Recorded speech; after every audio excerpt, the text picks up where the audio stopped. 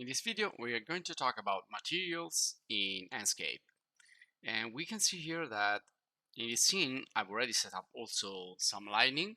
Now, lights are really important for materials and for the scene in general, because if you don't have enough light, well, Enscape is gonna figure out how the light is gonna be in that position, in that place. So, for example, look at these two characters here. They look really draft, they don't look really precise in the lighting, and this is because we don't have enough lighting inside this interior. Just a few lights just to show you the basic of materials, but just to show you what's the difference between changing the light and reaction to of the material. So if I delete here the roof of this interior, you can see that we don't have that issues anymore. We don't see that noise anymore. Everything looks better when we have enough light inside the scene. So light is really important talking about materials, but we're gonna start with materials first, and then we're gonna move into lighting and the final rendering in the following videos. But just keep in mind that this is a process that concerns the use of materials, lights, and then the final render settings and post-production. So we're gonna start with materials, but there is a long way ahead to go in order to create nice and realistic renderings and high quality renderings. In the previous lesson, we talked about how to create like an exterior setting for our scene, how we can use a site and a surface, top surface with buildings and surroundings coming from a tool which is gonna be found here in Enscape, and it's really handy. And we also saw how we when we import models from the external of SketchUp, but so from other software like 3ds Max or Maya or whatever, usually we don't find the materials. So sometimes we can find the materials, sometimes we don't find materials. But as we saw in the previous videos dedicated to importing, we never know. So we need to import the model that we want to use, the scene that we want to use, and then we have to figure out what's working and what's not. So this one here is a SketchUp file that I have used for the V-Ray for SketchUp video course, and you can see it has some lights applied, but these are V-Ray lights, so they won't work in Enscape. So I can just get rid of those. I'm gonna just remove the rooftop here just to show you here what's going on in this scene that we can change and what we can keep. So definitely we can get rid of all these lights because they will not be recognized by SketchUp. These are all V-Ray lights, so it doesn't matter if they are in or they are not, because they won't be rendered. So we need to change those with Enscape light, so we cannot use them. The materials are not looking so bad, especially the floor here and the wall are looking pretty fine, but I can always re-edit them in Enscape. Now these are being like recalculated in Enscape. Now you can of course press the spacebar so you can walk around like you are in a real-time simulator to check what's working and what's not. So this is the beauty of Enscape. You can like check everything in real time. Materials are rendered in real time. Shadows are rendered real time. So it's a bit more approximated than V-Ray, but it looks fine. So I also don't like to use these 2D characters, which are typical of Enscape. So we'll get rid of that.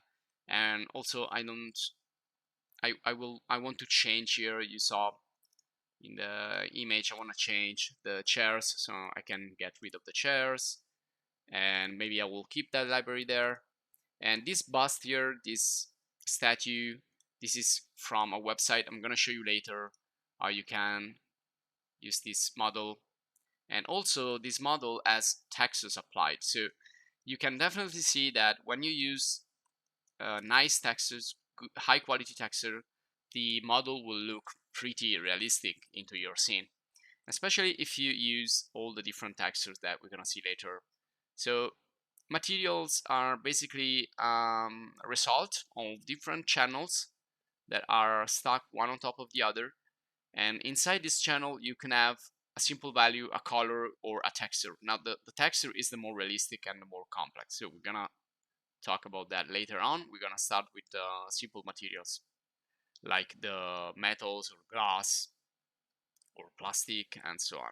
Now the first thing we can do here to enrich our scene and without also caring about the materials is using the assets from the library. So if we use the 3D models here from the library, so for example I want to place a chair like I showed you in the rendering before. So if I want to place a chair, I have a lot of chairs here.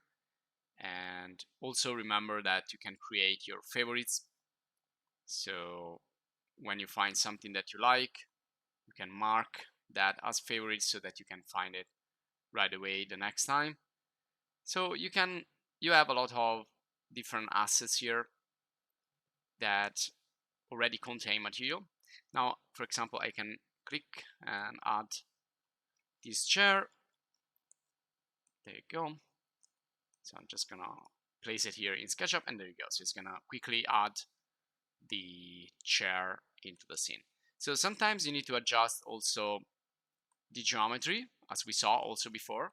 For example, this table looks too high, so I need to scale it down a little bit in order to be, well, more realistic. And then also I need to change the statue, so I'm going to move it down. I'm gonna move it there on that glass tabletop. Now when you place the assets from the library, yes, you have all the materials applied, but the bad news is that you cannot edit those materials. So if I go here, for example, and I see the entity is gonna give me this material here, but this is not the actual material here. So what I can do is double click and get inside, and now I can see that I still have like this generic material applied. So if I use the paint bucket, which is the tool that we have in SketchUp to assign materials, you will see that nothing will happen here in the rendering. Now to assign a material, we need to, let me just place something simpler like this chair here. Okay.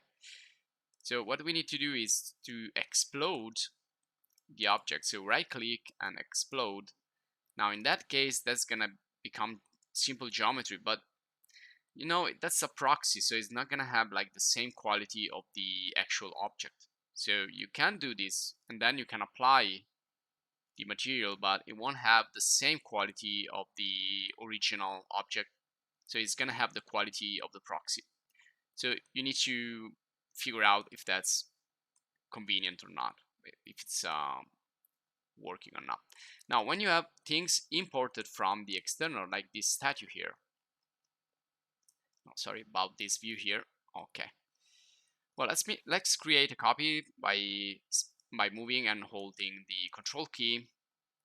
So I'm going to create a copy, and here this object is going to have a customized material. So if I select it, you can see that, well, right now